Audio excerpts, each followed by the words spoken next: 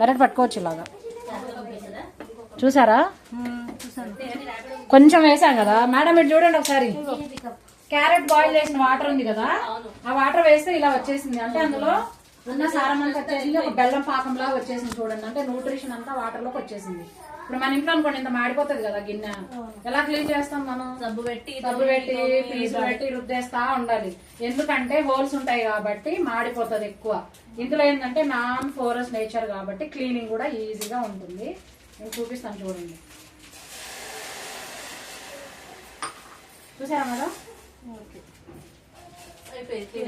చూసారా, క్లీన్ అయిపోయింది. అంటే క్లీనింగ్ కూడా చాలా ఈజీ. ఫుడ్ రియాక్షన్ అనేది రాదు.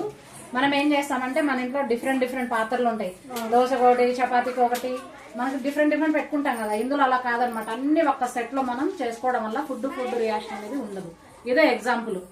మనకి పీల్చుకోదనమాట ఎక్కడ కూడా గిన్నె. ఇప్పుడు మన దోశ ఆమ్లెట్ చేసామనుకోండి, ఆ ప్యాన్ చేసి మళ్ళీ నెక్స్ట్ పెడితే ఏమవుతుంది? స్మెల్ వస్తుంది, బబుల్స్ వచ్చి స్మెల్ వస్తుంది అనమాట.